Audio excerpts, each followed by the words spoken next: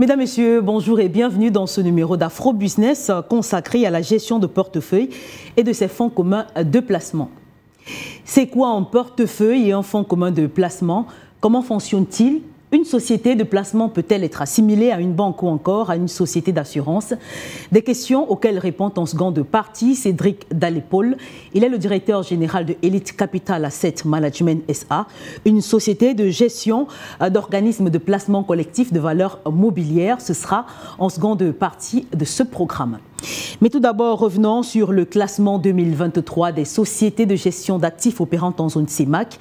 Un classement qui montrait une légère progression des entreprises du secteur situées principalement au Cameroun. Un classement de la Commission de surveillance du marché financier de l'Afrique centrale est consulté par nos confrères d'Écho Matin. On regarde. 635,9 milliards de francs CFA au 31 décembre 2023.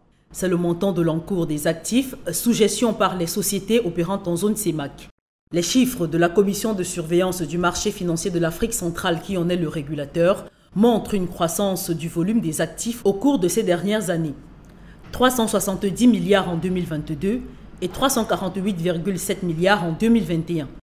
Une progression qui est, selon la COSUMAF, le fait de presque toutes les sociétés de gestion.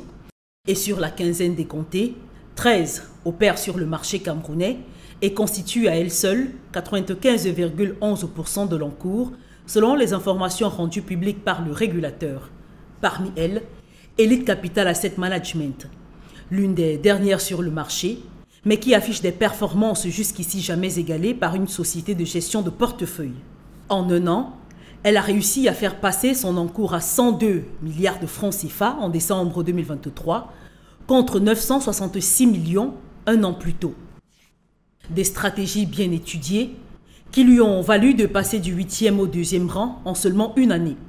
Elle est précédée par Harvest Asset Management, leader depuis 2020, avec un contrôle de 47,46% de l'encours, et suivie par Ascar Asset Management, qui s'arroge 15,2% des parts de marché. Des chiffres que les différents acteurs entendent dépasser au cours des prochaines années. À présent, cet entretien avec Cédric Dalépol, dans lequel il revient sur les différents modes de gestion des sociétés du secteur, le rapport entre le risque et le rendement et les éléments qui placent le Cameroun en tête des sociétés de gestion de la zone CEMAC, leurs forces mais aussi leurs faiblesses. A tout de suite. Bonjour Monsieur Dalé et bienvenue dans Afro Business. Bonjour Madame Ga, merci de m'avoir invité. Alors nous parlons dans ce numéro de la gestion de portefeuille et des fonds communs de placement. Une question explicative d'entrée de jeu, c'est quoi en termes simples la gestion d'actifs et portefeuilles et autres? La gestion d'actifs, c'est une activité financière qui consiste pour des investisseurs à donner, à confier leurs ressources à une société de gestion spécialisée et qui en retour va leur apporter un rendement qui est parfois peut être supérieur au rendement de la moyenne à travers ce qu'on appelle justement les fonds communs de placement sur lesquels nous allons revenir tout à l'heure. Alors, comment les fonds communs de placement fonctionnent-ils pour que peut-être on puisse mieux comprendre la première explication? Alors, pour que, comme je viens de le dire, pour que des investisseurs se réunissent, ça se passe, il y a une réglementation derrière. Donc, ce n'est pas tout le monde qui peut se réunir pour confier son argent à une société de gestion. Donc, les investisseurs se réunissent à travers un fonds commun de placement. Oui. Ce fonds commun de placement-là, c'est un instrument financier qui est agréé déjà par le régulateur de marché, qui est la COSUMAF. Donc, c'est un fonds qui est initié par la société de gestion, mais dont l'agrément est délivré par la COSUMAF. Et ensuite, la gestion de ce fonds est confiée à la société qui est spécialisée et elle, en retour, en fonction de l'orientation qu'elle a donnée à ce fonds, ça peut être un fonds obligataire, monétaire, bref, l'orientation de gestion qui a été donnée va revenir à la société de gestion qui va ensuite investir pour obtenir les rendements qui seront servis aux investisseurs. Alors, il n'y a que les investisseurs qui doivent être intéressés par vous, ou alors tous les particuliers également peuvent y avoir accès? Bon, investisseur, ici, c'est au sens large, hein, puisqu'on dit un investisseur, c'est quelqu'un qui confie ses ressources à un fonds. Voilà. Donc nous, on est arrivé avec cette approche un peu démocratique où on a commencé à faire des souscriptions à 10 000 francs, 15 000 francs. Oui, on a même mis en place des mécanismes de souscription à travers les plateformes de paiement mobile. Donc l'investisseur ici, c'est au sens large. Parce que l'envie, effectivement, depuis la fusion des deux places financières de la CEMAC, l'envie, c'est justement de permettre aux acteurs de mobiliser une épargne locale qui va permettre justement aux émetteurs de titres de pouvoir financer les projets auxquels ils ont, qui ont été mis en place pour pouvoir bénéficier de cette épargne-là et développer notre sous-région. Alors Cédric, ça voudrait dire que moi, en tant qu'Armel, je peux venir souscrire 10 000 francs. Bien sûr. On a l'impression que c'est quoi, une banque? Justement, c'est ça le but de la gestion d'actifs. C'est que c'est ouvert à tout le monde. Tel que c'était pratiqué, on avait l'impression que c'était une activité réservée à l'élite. C'est vrai que nous sommes élite capitale, mais justement, on veut que tout le monde puisse parvenir à cette élite-là. Et la preuve en est que le besoin, il est là, il est réel. Dans notre sous-région, dans notre pays surtout, on a cette culture de l'épargne-là. Parfois, on l'a fait à des conditions très risquées. Parfois, on l'a fait à nos dépens. Mais le besoin en gestion d'actifs au Cameroun, en particulier, il existe. Il existe, il se trouve dans plusieurs domaines, à travers les tontines, par exemple. Je vais vous prendre un cas simple. Je prends toujours cet exemple-là quand je parle de gestion d'actifs. Aujourd'hui, chez les jeunes dames, il y a ce qu'on appelle les tontines mèches. Un cas très simple. C'est-à-dire, vous avez des gens qui se réunissent, qui se mettent ensemble, elles cotisent des certains montants, et à un certain moment, elles confient l'argent qu'elles ont cotisé à une personne qui va l'acheter des mèches.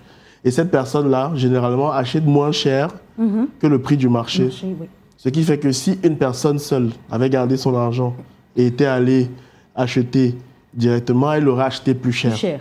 C'est le même principe avec la gestion d'actifs. Donc, quand vous confiez à une société qui connaît ce métier, votre rendement, il va de plus en plus grandissant, ça c'est sûr. Alors, quand je vous entends parler, ça veut dire qu'on a plusieurs catégories de fonds communs, de placements.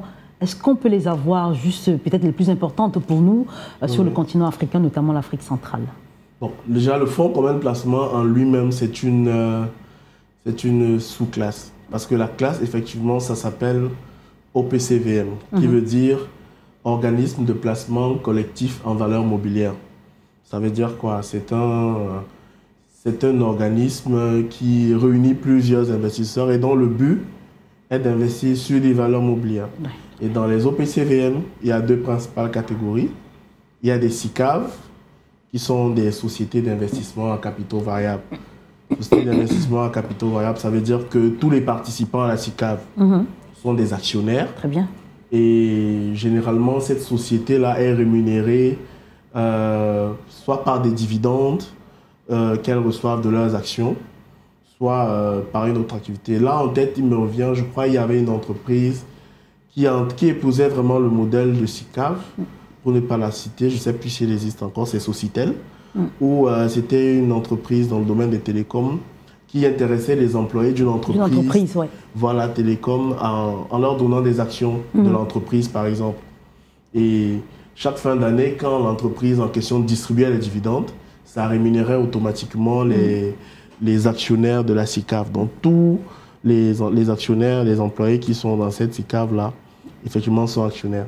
À expliquer comme ça, on a l'impression que c'est très facile. C'est vraiment très simple. Maintenant, la deuxième catégorie d'OPCVM, c'est effectivement les fonds communs de placement. On a les fonds communs de placement, entreprises, on a les fonds d'investissement alternatifs. Donc, ce sont des catégories spécifiques, mais de façon générale, on a environ 5 catégories d'OPCVM. À savoir les OPCVM obligataires. Ça veut dire que c'est des organismes qui placent 60% ou plus de leurs actifs sur les obligations d'État cotées à la bourse des valeurs. Voilà, 60% au moins des obligations émises par un État membre de la CEMAC. Voilà, ça c'est des fonds sur le long terme. Et le reste, elles peuvent placer soit en liquidité, soit sur d'autres titres ou des titres de créances négociables. On a les OPCVM monétaires. Monétaires, c'est-à-dire qu'ils peuvent placer sur toujours des obligations, des titres de créances, mais émis sur le marché monétaire, mais dont l'échéance ne doit pas excéder 2 ans. 2 ans. Donc, c'est des placements courts qui permettent de rentabiliser aussi assez efficacement les portefeuilles. Et dans la catégorie des titres qui sont investis, on a des obligations de durée résiduelle inférieure à 1 an, des bons du trésor. Tout ça, c'est des titres qui sont émis sur notre place, donc où on peut acheter librement et revendre sur le marché secondaire. On a les OPCVM actions. C'est-à-dire que tous les actifs qui sont investis ici sont en majorité des actions cotées à la Bourse des valeurs de l'Afrique centrale. Voilà. Et on a des OPCVM diversifiés qui regroupent chaque catégorie qu'on vient de citer plus haut. Et des OPCVM contractuels. Ah oui. Ceux-là, c'est des OPCVM qui garantissent un taux à un client en mettant tout en œuvre pour que le taux de rendement soit servi à ce client. Et ça se lit sur la note d'information du fonds. Voilà. Alors, j'expliquais tout à l'heure qu'à vous entendre parler, on a l'impression que c'est très facile. On a quand même des risques liés à cela. On le sait en général, le risque de rendement potentiel des fonds communs, c'est directement lié. Oui.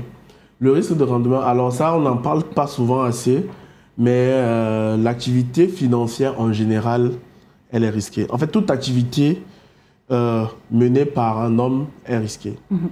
Parce que vous pouvez décider de garder de l'argent devers vous, dans votre caisse à la maison. On la dérobe, ou alors vous mettez sous le matelas, la maison elle brûle, ou alors vous mettez dans une compagnie financière, celle-ci ferme. On a eu des cas.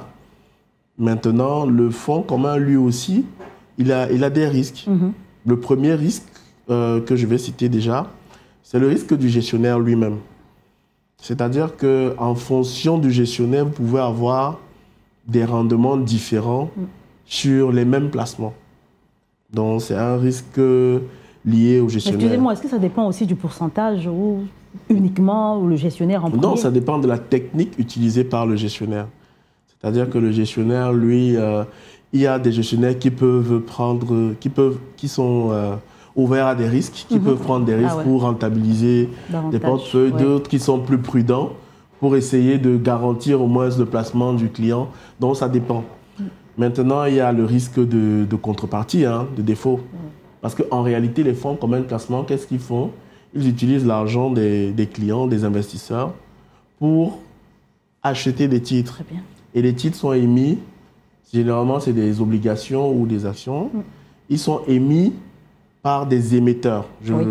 Les émetteurs, c'est qui? Ça peut être l'État du Cameroun, du Congo, du Tchad, RCA, ainsi de suite. Ça peut être des entreprises. Actuellement, on a des entreprises qui ont émis des obligations qui sont à la côte. Nous avons Afriland, nous avons Alios Finance. Et récemment, Afriland qui a émis un titre de créance négociable sur le marché. Et aussi CCA Bank qui est en train d'émettre. Donc ces titres-là, c'est un risque parce que c'est indirectement une forme d'emprunt que ces émetteurs font. Ils nous consultent, nous participons à ces émissions. Et derrière, nous prenons un risque en investissant sur ces titres.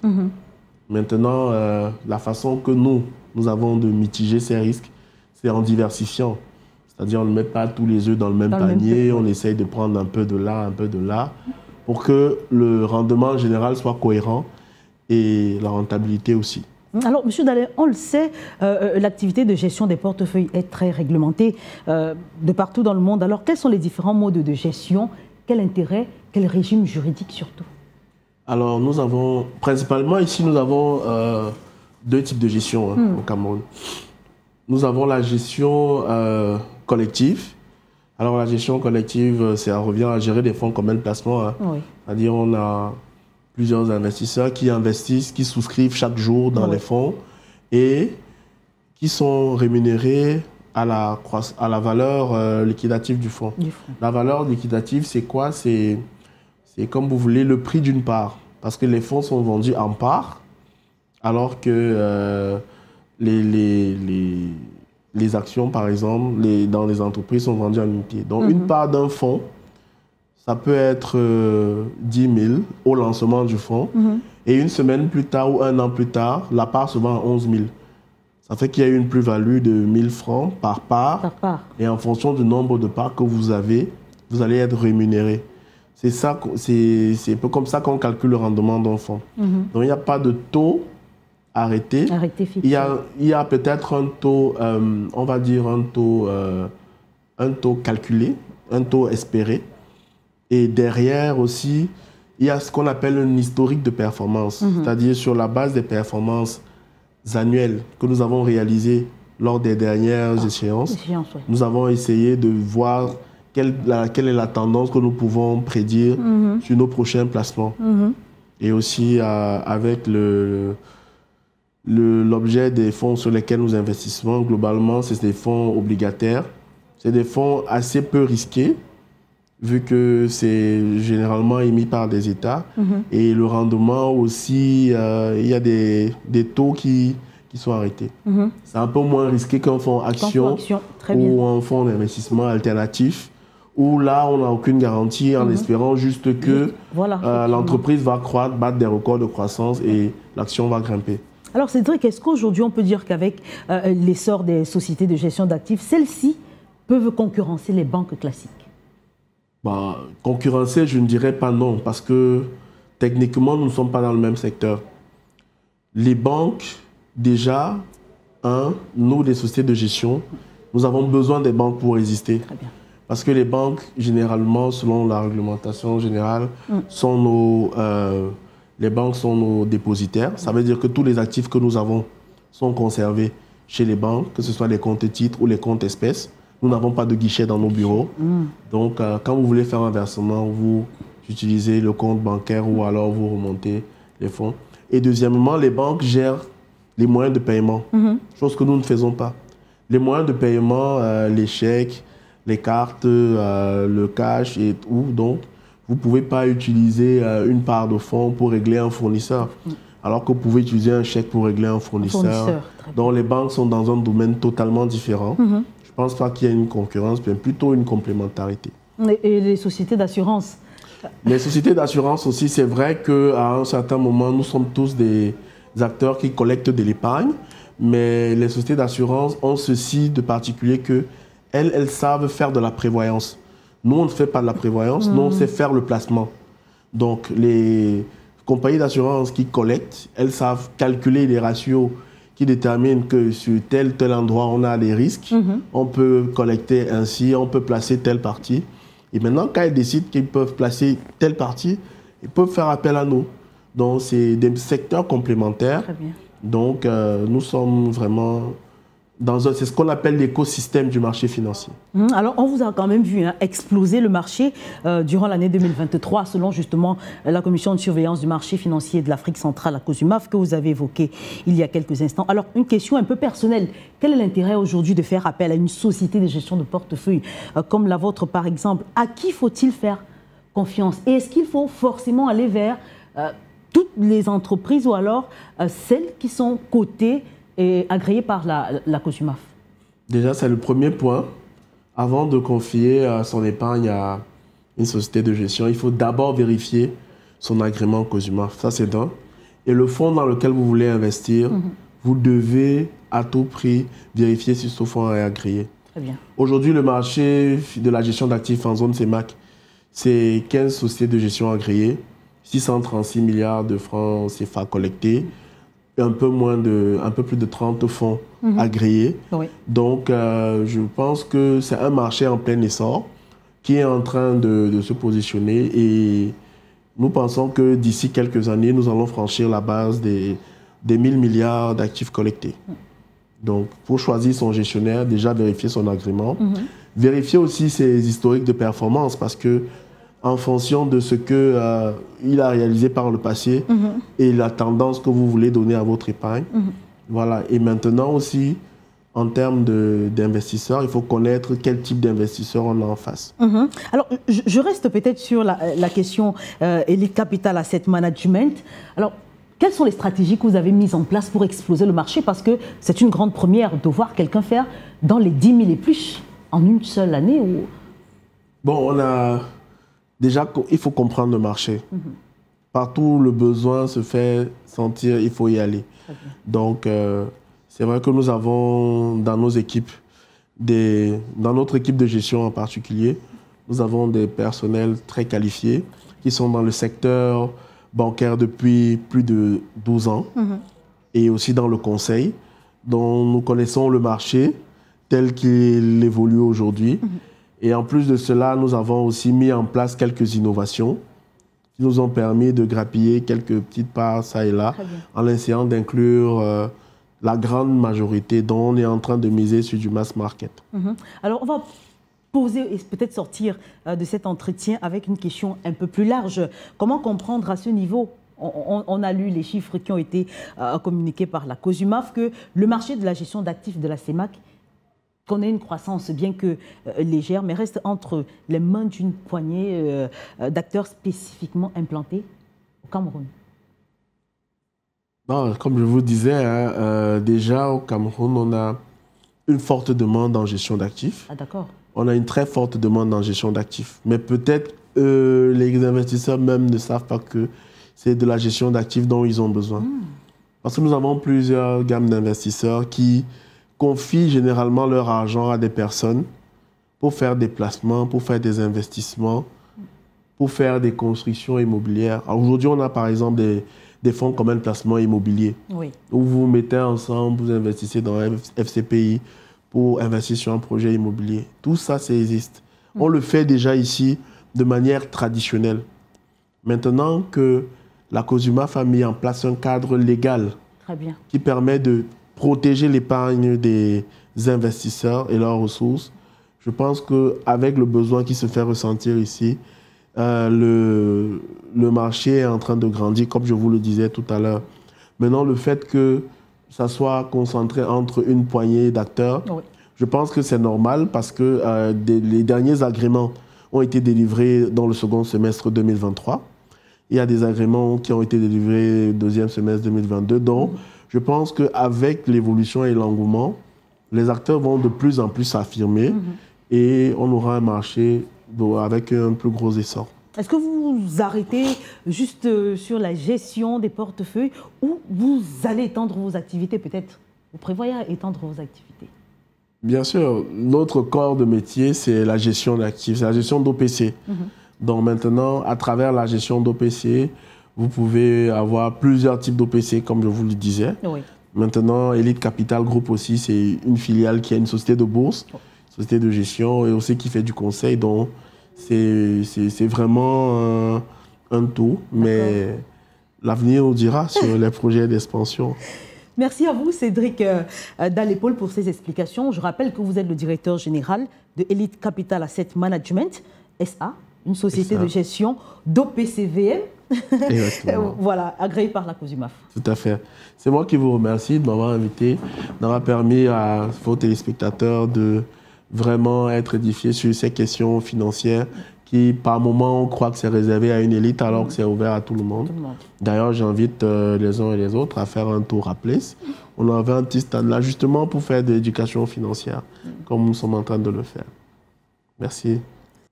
Une interview qui met également un terme à ce numéro d'Afro Business. Merci à vous de nous avoir regardés. Je vous invite à revoir ce programme sur nos différentes plateformes de médias sociaux, sur Facebook, sur Twitter, sur LinkedIn ou encore sur Instagram. Très bonne suite des programmes en notre compagnie et à très vite.